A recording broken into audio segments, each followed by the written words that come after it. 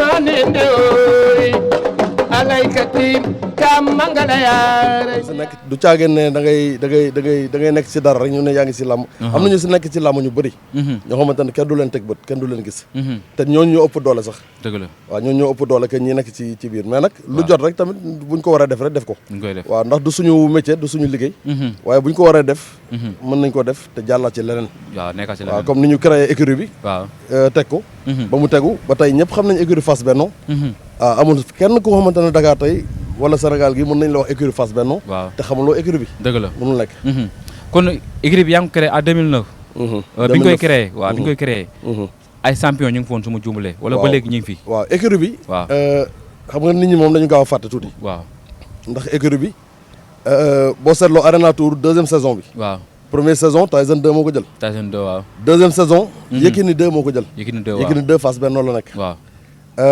Ongué Ndiaye jël na drapeau chef de l'État moom it fii la nekkoon Fass Benno ñoom Zator waaw voilà Fass Benno aussi waaw bi muy daan ay cartouche sax yooyu yëpp ñu ngi fii Fass Benno waaw donc am na xale yu fi nekk ñu bëri Ada Fass mi ngay tudd sax daanaka si ñu mujj ñi la bokk ndax boo seetloo ñi ma lim nii ñëpp bi ñuy bëri Ada si kappaar ñooñu la jàngee ay Rock Mbalax waaw ñooñu ñëpp daal Rock Mbalax sax jotu fi woon nekk waaw moom pencum Dakar la nekkoon pencum Dakar waaw pencum Dakar ndax ñu bëri dañuy jaawale écurie waaw pencum Dakar ak Fass Benno dañu xaw Fass Benno fi mu ne ñu bëri dañu defe ne ay mbër la yu jógee écurie Fass am lu ñu leen fa metti ñu ñëw dajaloo ne nañu créé écurie waaw demeewul noonu dëgg la Fass Benno ay nit ñoo ko créé du ay mbër sax nag du ay mbër ay personnes physiques waaw voilà man daanaka maa ko créé woo ñi ma si woo ñëpp waaw ñu jàppale ma si tamit maa ngi leen remercier au passage aussi ku ci mel ne Ousmane Diouf secrétaire général Pape Mbodj mooy trésorier général waaw Djili Dieng voilà El Hadj Koundoul entraîneur Matar Faye ñoom ñëpp daal vraiment Ñang Mbodj ñoom ñëpp si lañ bokkoon ñoom ñëpp ñu ngi fii ba léegi ñu ngi fii sax waaw jot mooy manqué ñenn ñi di feeñ ñenn ñi duñ feeñ mais ñoom ñëpp daal si lañ bokk waaw di sant nag Djili Mbaye moom dama koy beral cant waaw dama koy beral cant moom dañoo seq lu romb sax làmb waaw lu romb làmb ndax laata muy bëre sax ñu ngi nekk li muy bëre yëpp sama kër lay ngemb buy dem li ngi nekk écurie Fass kon Fass moom ak Fass Benno benn la waaw benn la yére bii ma sol moom ma ko jox Djili Mbaye waaw pour wax la sama relation tuuti rek ak moom mënu ma sore nag ci moom ci biir waaw mais boo dee def jàng ak bilan 2009 ak léegi fi écurie bu toll jàpp nga ne am na changement am na développement wala waaw xam nga suñu objectif waaw moo doon boo seetloo 2009 si la Moustapha Gueye arrêté bëri si la pare ci làmb waaw te ñun dafa am lu ñu doon dund ndax dañu dëkk Fass muy goxu làmb ñu daan am lu ñu daan gis ci làmb Moustapha Gueye dafa daan bëree ba pare daan jaar biir Fass donte dëkk fa woon nag mais dafa daan jaar yëngal Fass ñëpp kontaan ñëpp bëgg xam nga waaye duñu dégg sa écurie di ko dégg écurie Fass te yow doo gis mbëru Fass doo gis kenn kuy jóge Fass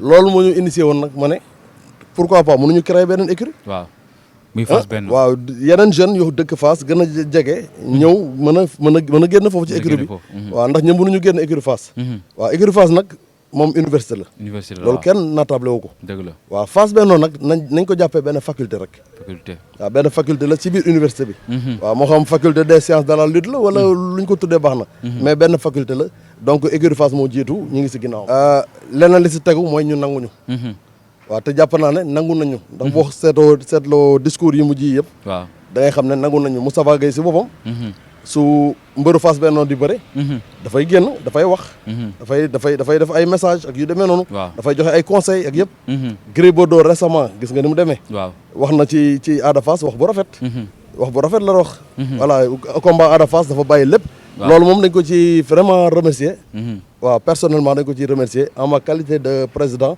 maa ngi koy remercier di ko sant bu baax ci geste bi mu def geste noblesse la def waaw esprit de dépassement bi mu am aussi ñu ngi ko ciy sant di ko gërëm bu baax a baax di waxaat ne Moustapha Gueye premier émission am l'œil du tigre mi ngi ko defee écurie Fass Benno loolu aussi ma fàttali waat ko ñëpp loolu aussi donte yàgg na ñu ngi ko ciy sant bu baax ndax reconnaissance la bu doon reconnaîtreul écurie bi du fa ñëw di fa def émission voilà donc ñëpp xamee ko noonu aussi foofu dinaa fa taxaw muy ci Gris Bordeaux ak ci Ada Fass ñu gis Ada Fass demoon ci combat bu amoon solo ci carrière am muy diggante mag Coly Faye numéro 2 combat bi amoon enjeu ñu jékki-jékki rek à surprise gis Gris Bordeaux wàcc ci biir stade bi loolu yéen loolu bett la wala loo xam tamit yëgoon ngeen ni kat dina am yëguñu woon ne dina am waaye du lu ñuy bett si Gris Bordeaux ndax deret gi daw ci moom comme ni mu ko waxee deretu Fass mooy daw ci moom waaw foofu dafa sott waaw ndax du loo xamante ne prévoir nañ ko du loo xamante ne dafa woote ne dinaa ñëw ndegam open press sax amul woon jot pour di mën a ñëw et puis dañ ko koy jéggal ndax combat bi mu nekk mi ngi sous contrat mais terewul ni mu ko waxee dafa toog si télé bi seetaan xool gis ne ñëpp ñi ngi ànd ci ginnaaw Coly Faye 2 voilà ténor yëpp ñu ngi ànd ak moom ñi ko jege ñëpp muy ñoom Siteu ñoom ñëpp dal voilà donc xolam sott mu taal oto moom kese boo seetloo moom kese fa ñëw ni mu ko waxee parce que li muy wax nii moom man noonu laa ko waxee laata moom mu koy wax dama ne boo seetloo Gris Bordeaux ñëwum bi dafa mel ne ku ñu xabtal mu jóg rek ne dinaa dem voilà donc noonu la ko defee mu doon lu rafet mu doon lu rafet waaw donte mi ngi doog a am mais ñu ngi koy rafetlu bu baax a baax di ñaan tamit mu sax ndax suñu objectif ñun mooy ñun ñëpp ñu ànd waaw tey boo demee banlieue bi ñëpp dañuy ànd ñi war a ànd dañuy ànd waaw tey mënuñu nekk Fass ñi nekk Fass Benno ñi nekk moo xam pencum Dakar wala Plateau wala Médina Gueule Tapée yooyu yëpp Soumbédioune yooyu yëpp ay écuries la yoo xamante ne dañuy jegante ñoo bokk benn commune ñoo bokk benn vraiment benn gox waaw Fass nag ak Fass Benno dañu bokk benn drapeau bu xamante ne moom la ñuy représenté muy drapeau Fass mais gars yi nee nañ nag Gris keroog bu mu ñëwee dafa bëggoon a boor ci ginnaaw boobu ndax bi ngi jëm ci combat digganteem ak Balla Gaye 2 te gis na Ada Fass macha Allah li ko topp ci mbooloo kon li ko ciy génne mooy mu ñëw soutenir booy pour combat bi di ñëw gars yi mën ko wuyu si waaw nit ñi moom dañuy wax rek xam nga nit ñi moom kenn mënu leen tere wax mais Gris Bordeaux yaakaar naa mbooloo mi nekk ci ginnaawam ci Dakar fii gisuñu kenn ku yenn mbooloo bu toll noonu waaw Gris Bordeaux day magu mbëri Dakar Ada Fass mu ngi si ginnaawam di topp ay tànkam di jàng ci moom Gris Bordeaux tamit nangu na ko uuf nangu na ko def rakam kon loolu wax dëgg yàlla dañuy rafetlu geste bi mu def dañ koy rafetlu trop ndax sori na lool ci ñun waaw dafa nekk sous contrat nag ak nekk si combat moo tax mënuñu dem jege ko waxtaan ak moom wala yokk ko dara waaw mënuñu ko ndax contrat bi mu nekk mais daal na xam ne sant nañ ci bu baax a baax mais ñu gis keroog Ada def benn sortie ñu laaj ko ci digganteem ak Gris Bordeaux ak Balla Gaye ndax nga gis combat bi mun a amul lu mu ciy wax que le maire gagne ndax Ada loolu la war a wax digganteem ak Gris Bordeaux waaw foofu nag damay reconnaître ne dafa juum waaw dafa juum waaye ku juum jéggalu waaw amul beneen atte bu dul jéggal dafa juum loolu ñun ñoo ko njëkk a wax waaw ndax sortie bi may def nii sax daanaka bëggoon naa ko bu yàgg ci affaire bi ba mu amee waaw dafa juum bu rëy nag waaw dafa juum boo seetloo kii bi interview bi lépp jaar na yoon maa ngi koy suivre pas à pas ba fin bi waaw foofu la dérapé loolu nag mënul ñàkk ndax communicateur yu mag yi sax waxuma ñi nga xamante ne ay simple nit lañ ne ñi nga xamante ne communicateur lañu sax dañuy juum ci wax président de la république day génnee message ñu ne président juum na wala mu woo ay nit laaj leen lan laa war a wax ñu wax leen ko Ada naa day xale foog ñu jàppee ko ay agent aussi Ada xale la juddoogul waaw juddoogul man mais tamit est-ce que tamit Ada nekkul tamit su waree wax tamit war na am staff yi war nañ toog waxtaan ak ni ko léegi li nga war a wax loolu mooy yoon waaw ñoom ñëpp damay lancé waat beneen appel waaw képp ku ci war a wax da nga war a ñëw si sa staff bala ngay dem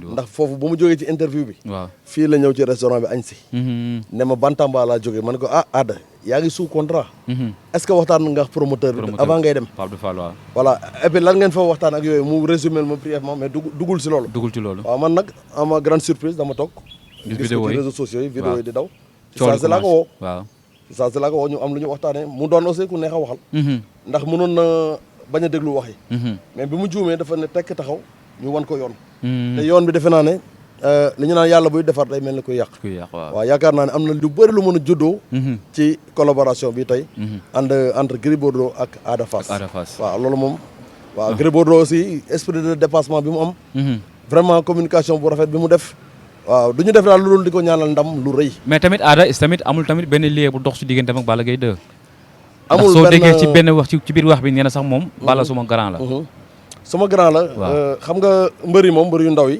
kenn ku ne da nga am ay idole ça ne veut pas dire nag sa idole dafay nekk sa écurie mën nga am idole bu nekk feneen waaw hors antenne waaw comme ni mu jëlee woon Lac Rose def ko idole am moo ko gën a jege sax gaa mais mën nga am idole bu nekk feneen Moustapha Gueye tey da nga koy laaj mu ne la Pape Diop Boston sama idole la exemple donc moom mën nañ ne Balla Gaye sama idole la parce que Balla Gaye aussi dafa bokk ci lamb te man mii di wax Balla Gaye dafa am wàll bu bëri ci man ci yow waaw ndax Balla Gaye Samba Lawbe 2 janvier 2005 2 janvier 2005 waaw ma ñëw fekk sama gars yi Fass ne leen gars yi tey de gis naa champion. gis naa champion bu rëy.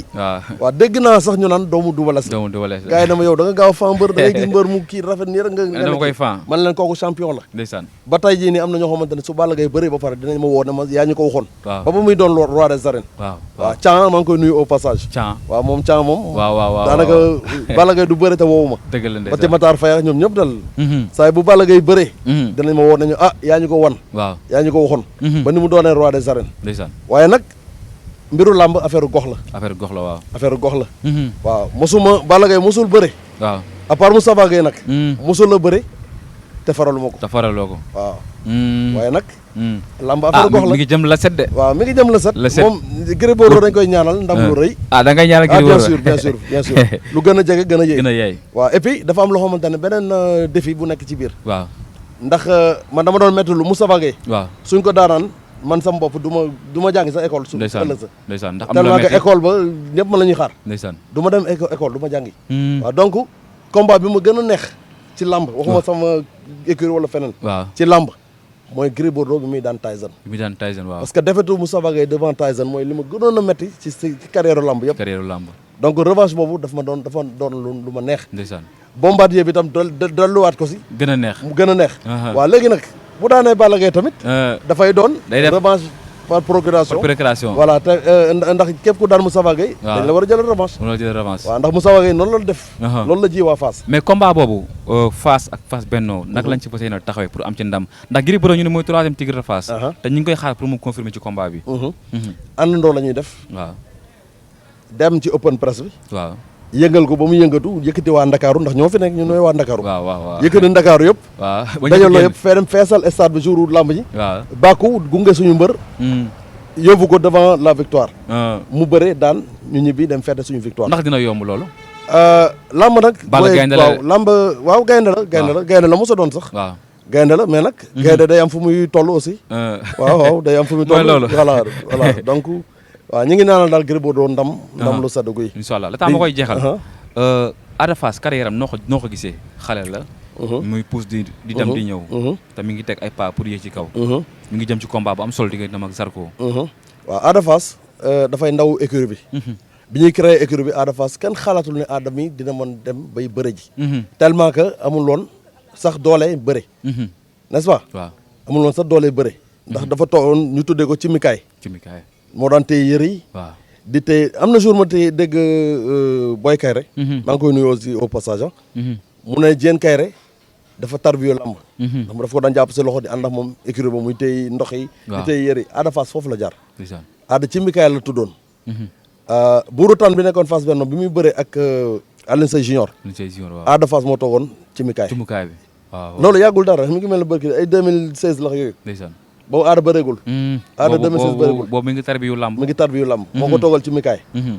2017 la dugg si lamb. fekk fi ay magam ci kii bi keppaaru Fass Benno. waaw jàng fa bëri ba maîtriser lu bëri. voilà carrière am mi ngi si 12 combats. 12 combats waaw 12 combats la am na 10 victoires. 10 victoires. waaw caatu Baye Pade moo ko njëkk daan. waaw ak Onde le Fou ñëw daanal ko. waaw loolu day am ci carrière lamb. day nekk ay sarax daal. waaw Moustapha Gueye Dame Souguer daan na ko. waaw jour anniversaire am. mu organiser lamb ji aussi. moom moo organiser lamb ji. waaw ñu daan ko si jour anniversaire am. mu organiser lamb ji. waaw donc loolu day am ci carrière lamb dafa am yoo xamante ne foofu mu génn bu war a génn day génn. day nekk asaka daal waaw asaka lay doon daal. mais Zarko fi ngeen dugg gars yu bëri ñu ne. war leen fa woon a dugg. ndax teelu ci yéen. Ada Fass ku ko xam qualité am. xam naa da ngay dem dégluwaat Onde le Fou tuuti. waaw Onde le Fou am na lu bëri lu mu wax ci moom. waaw Balla Gaye aussi dégg naa ko mu wax lu bëri ci moom. nee na Ada Fass mën nga ko ëpp doole lool. waaw mu daan la jël bu rëy ndax li muy bëri la. waaw donc Balla Gaye bu demee bay wax loolu ci Ada Fass kon Ada am na ay qualité yu nekk ci moom. waaw donc tiitaluñ ko benn yoon ci combat boobu. te bu jouru combat bi. doo am dara loo xamante ne. Zarko dina ko ëppalee Ada Fass. loolu moom man maa la ko wax léegi. ndax garab ci kaw lay fekkante. Ada dafay liggéey. bu liggéeyee ba ñëw. Zarko dina xam ne ëppalewul dara Ada Fass. kon mi ngi pare pour voyager. bon mën na voyager mën na fa rester en tout cas day liggéey. dina liggéey daal waaw liggéey bi moom fu mu mënti lu mu aajo rek. ak fu mu aajo rek nañ ko fa yóbbu. waaye daal Zarko du ko ëppale dara. loolu moom leer na nañ. important combat am na xam ngeen ko seen biir carrière. xam nañ ko bu baax. xam nga ñun Fass la ñu dëkk. waaw te FC Grand Yoff am na fu ñu jaar ak moom. waaw loolu aussi ma delluwaat ci histoire tuuti. waaw loolu démb la woon. waaw FC Grand Yoff en 1993. joué nañ départemental. ñu gagné ñu match nul 1-1 ci match bi. waaw ñu dem série ñu dóor leen. boobu FC Grand Yoff ku ñu ne FC nga am. waaw daanaka jël nga say bagage xam ne pare nga. da nga ciy pare. waaw ci côté yëpp nag. mystique ak lépp dañu pare woon ñoom. waaw Dolom ñëw dóor leen. ndax njaago yi ñoo fa ne te njaago ya fa ne. waaw yi kii di wax yi Zarko di tudd. waaw njaago yi Fass lañ jógee dem foofu. kon na xam ne Grand Yoff. waaw photocopie Fass la. ok waaw photocopie Fass la. ok waaw ñiy jógee Fass ñoo dem sampaat Grand Yoff. donc bu ñu dajee ak Fass. waaw dañuy xamante ngeen daal xamante nañ wax dëgg yàlla xamante nañ. mais problème mooy Zarko dafa neexul deret. neexul deret. ci benn côté nag. ndax bu ñëwee ci làmb moom li làmb laaj ak li làmb soxla da koy def. waaw dëgg la bu dee doole kenn du ne ñàkkul doole. bu dee bëri tamit. macha allah. sañ-sañ baa ngi ci moom. doole bi jaaxaluma. sañ-sañ bi tam jaaxaluma kenn du juddoo Fass yaroo Fass màggee Fass ñuy xalaat si yow sañ-sañ. sañ-sañ foofu la buujoo daal. foofu la fekk baax waaw fa la fekk baax. voilà donc nu mu mënti indi. ci doole ak yu demee noonu. loolu tiituñu ko ci combat boobu. amul dara lu ñu tiital Ada Fass ci combat bi. li ñu koy wax rek mooy na respecté adversaire am. te na dem liggéey. liggéey bu boo xamante ne bu ñëwee kenn du ne kii liggéeyul. li ci des moom wax dëgg yàlla moom. ay détails la daal ay détails la waaw nit ñi nag foog ñu wax. waaw dañu teel a jox boy bi combat bi dañ ko sacrifier. nangam ak nangam après combat bi la ñuy toogaat. la gars yi comprendre c'est la ñuy comprendre. voilà. am na solo kon pour ñu tàggatoo. loo bëggoon wax te laajuma la ko ak ban message ngay lancé ci composant wu lamb ak ci axalu lamb. waaw composant lamb moom. mën nañu wax ci exemple président écurie. yooyu yëpp mën nañu ci wax. ndax association boobu daf ma ñor. ndax association boobu daanaka man maa ko créé. muy ban arène si war a. arène man maa ko créé. bi kii jiite. Malick Ñing moo fa nekkoon. moo ko nekkoon mais léegi Cheikh Niang moo fa nekk président écurie Lamsar. voilà très bien gëj naa dégg sax ay kii si ñoom mais. waaw li tax may waxee nii mooy fii lañ ko créé ci restaurant bi. fii nii. waaw restaurant Tawfekh lañ ko créé man maa ko créé en personne. woo leen ñun ñëpp. boo seetloo bi ñu Ablaye Wade di recevoir au palais. waaw man maa ñëw jël ay invitation jox ñëpp. ancien lutteur yeex ñoom maa nga dëwax ancien promoteur yeex promoteur yi fi nekk. ñëpp ñu invité woon keroog. acteur lamb yëpp ñëpp laa jox invitation. woo leen ci réunion bu ñu doon def. ci réunion boobu la soxee ko ba arrêté sa juddu. waaw maa ngi rendre hommage aussi Mbaye Gueye waaw jàppoon na si lool te tegoon na ma si yoon tamit. seede naa ko ba këram toog ak moom waxtaan ak moom ak yëpp. mu teg ma si yoon vraiment ba loolu taxaw tey. waaw kon. lu ñu def di ko gën a di ko ñaanal yàlla daal yàlla xaaree ko àjjana. amiin di ñaanal Rich Niang. waaw Rich Niang père Rich Niang. waaw moom dafa nekkoon ci membre fondateur u écurie Fass Benno. waaw donc ñu ngi koy ñaanal. di ñaanal suñu maam Góor gi Ndiaye. waaw moom mag bu baax la. mag bu baax ci goxu Fass la. waaw moom daanaka Fass moom moo ko jiite ci lépp. waaw donc ñu ngi koy ñaanal bu baax. di remercier Djili Mbaye comme ni ma ko waxee. di remercier El Hadj Koundoul. képp ku nekk ci staffu Fass Benno. waaw ñu ngi lay remercier bu baax a baax. ñi nga xamante ne ñu ngi ci diaspora bi. waaw ñi Espagne ñoom Anta ñoom ñëpp ñu ngi leen di sant. ndax ñoom ñëpp dañu am. yéene ñëw jàpp si écurie bi. waaw ñi nga xamante ne ñooy ànd ak Ada Fass di ko jàppale. waaw ñoom aussi comme parce que moo fi nekk nag actuellement. moo fi nekk di fàttaliwaat ne suñu écurie. amul tête de file. te mosul am tête de file. mais li jaaxal gars yi écurie bi dafa mel léegi Ada rek la ñuy dégg de. waaw loolu day am. am na jamono boo xam ne Yékini 2 rek lañ doon dégg. waaw kenn xamul woon keneen. Yékini 2 rek. loo wax ñu la booy bi champion la. Yékini 2. combat bi mu mujjee def. dafa dem Espagne mi ngi Espagne. combat bi mu mujjee def fii rëg-rëg la dajal lutte simple. final mooy Assane Ndiaye bi mu organisé teg 5 millions. fii Demba Diop ñu bëre ba temps bi jeex kenn daanoon sa morom. rëg-rëg mii mënul daan Yékini 2. ñu jël ko par point avertissement. jox ko victoire bi. Ongué Ndiaye bi muy dem fële drapeau chef de l'État. même chose. donc chaque année wala chaque période mën nañu dégg kenn ay révélation loolu li tax ñu def ko pour motiver ñëpp wane ne kii mën na jiitu ren bu demee ne keneen mën na ñëw taxaw donc kenn waxul kii moo jiitu wala kii moo si topp loolu amul ci écurie bi loolu moom waaw mosul am Fass Benno mosul am Fass Benno am na solo kon bëgg naa ci yow waaw ñu ngi lay sant nag di sant Ablaye Dembélé waaw Dembélé li tax ñu koy sant mooy écurie Fass Benno ci loxoom la jaar waaw bi ñu créé écurie bi moom moo ñëwoon ak Père Gora Ndiaye photographe. waaw Père Gora waaw ñoom ñoo jóge woon sunu lamb ñëw ci écurie bi. ndeysaan donc moom amul dara lu ko ëmp. ci écurie Fass Benno. waaw amul dara loo xamante ne ëmp na ko ci écurie Fass Benno. ndeysaan donc ñu gën a rafetal diggante yi. gën a rataxal diggante yi. waaw rafetal communication yi. voilà jéem a gën a encadrer booy parce que li suñu objectif ñun loolu kese la. écurie amul dara loo xamante ne dañ koy gagné ci écurie. dëgg la. waaw honneur la. ak jël sa gox. waaw yëkkati ko yëkkati sa gox. yëkkati say jeunesse su gox tey bu écurie bi amul woon biir Fass. waaw mais ñoom ñëpp leneen la ñu doon. waaw nekkaat ci leneen. leneen la ñu doon. waaw parce que li ñuy ñàkk ni tey di ko uti. mais dañ koy uti ci mbedd bi. dëgg la. dañ koy uti ci mbedd bi. tey Gris Bordeaux exemple combat am ak Balla Gaye bu njëkk bi. waaw Ada Fass li mu wax ne moom moo daan yóbbu gaa yëpp ma estat. waaw ñi ko topp nii tey ci làmb. ci foofu lañ ko toppee. lañ ko tàmbalee topp ok. voilà dem na ba am problème boo xamante ne problème groupe la woon. ba tëdd si yooyu yëpp am na si. ndeysaan voilà donc pour wax la li ko Gris Bordeaux jaral. waaw. kon nit ñi nañuy rafetal. te nit ñi duñu xool mukk lu positif di si wax. ok toujours dañuy xool lu négatif wala di ko lu yëkkati dëng. waaw. waaw nit nag da ngay xool li nga xamante ne mi ngi waaj a yàqu. waaw nga nga defar jóg ko defar ko. ndax koo xamante ne defar nañ ko ba pare. yow amatoo loo fay defar. dëgg la. da ngay xool ñi nga xamante ne ñëpp dañu ne ñii dañuy yàqu wala dañuy sànku. nga fexe leen nga defar récupérer leen. dugal leen si benn cadre. defar leen. defar leen ñoom ñëpp. waaw ñi nga xam ñu ngi waajal benn forum. waaw bu yaatu boo xamante ne forum bu yaatu la boo xamante ne képp ku nekk Fass. dinañ la si boole ba ci li wër Fass. ndeysaan waaw kooku moom mbiru jeunesse bi moom ñoo ko moom. ñoo ko moom. waaw jeunesse bee ko moom. te mbiru solidarité la ak social. waaw forum d'action sociale et solidaire. incha allah muy Fass ba tey. dëgg la. waaw loolu ñu ngi koy waajal ñu ngi siy woo ñëpp tamit. incha allah waaw donc mi ngi suñu kanam daal xam naa ne. incha allah waaw ñu ngi sant ñëpp di gërëm ñëpp. am na solo mënuñu ko ne di lim ndax juum la ñuy bañ. di sant dëgg la sama famille tamit. waaw waaw sama famille sama njaboot yëpp samay soxna ñëpp ñu ngi leen di sant bu baax. ndeysaan di leen gërëm samay employé ñi may liggéeyal ndoo waaw mais nag fast food bi nag composant wu làmb laay wax képp ku bëgg a lekk lu neex wala nga dund lu neex lépp a ngi fi jaaraan fi nga xam te mooy point E en face plus point E wala boog en face kër waaw koñu Ablaye Wade rek Ablaye Wade wala koñu police bi waaw boo fi waaw ñëwee fii nag dañuy sant dañuy gërëm Basirou Babou Basirou Babou waaw moom suñu waay la waaw seen papa ji ak Mbaye Diagne Mbaye Diagne ñaar ñooñu moom ci ay manager wax dëgg yàlla min nañ fi waaw miin nañ fi te xam nañ fi daal Diagne lañ te fii sant organisé nañ fi loo xamante ne benn ndogu waaw en 2015 à 2015 waaw boobu tamit vraiment acteuru lamb yëpp a teewoon ñëw nañ fi waaw ñu ngi ñaanal suñu mag Mor Fadam waaw ñu ngi fi woon teewoon na fi ndeysaan ñoom ñëpp ba ci CNG bu njëkk bi ñoom Thierno Ka ñoom ñëpp teewoon nañ fi ndeysaan donc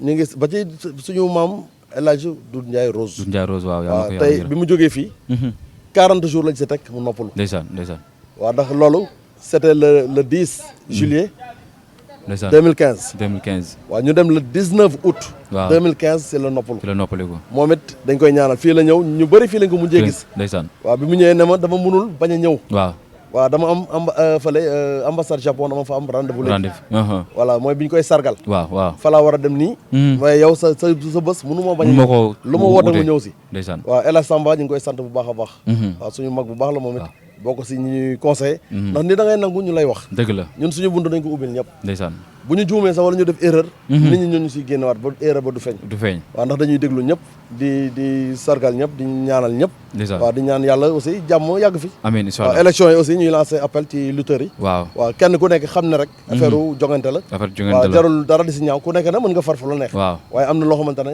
jaru ko waaw jaru ko na rafet ndax dafay jeexaat léegi te politiciens yi ku ne gis na ne bu ñu waree ànd ñoom dañuy ànd waaw waaw même ñi bàyyante woon bu ñu waree àndaat dañuy àndaat dëgg la waaw kon na rafet dal am na solo waaw ñu ngi sant waa Fass nag jaajëf waaw ñu ngi leen sant bëgg naa ci yow jërëjëf kon merci beaucoup Mbaye ndewoy say maane ndewoy alaykati kam mangala yaara